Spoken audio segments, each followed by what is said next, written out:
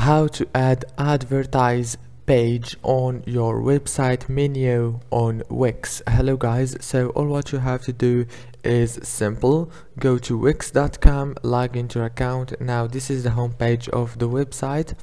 Now go to the top here, click on add, click page, and choose from here advertise. Click on advertise, choose a template from here, for example this one, and wait a few seconds, and here you go. Now this is the advertise page, it's ready.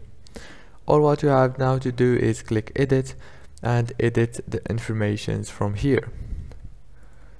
If this video was helpful, please don't forget to like and subscribe, and thank you for watching this video until the end. See you later. Thank you so much.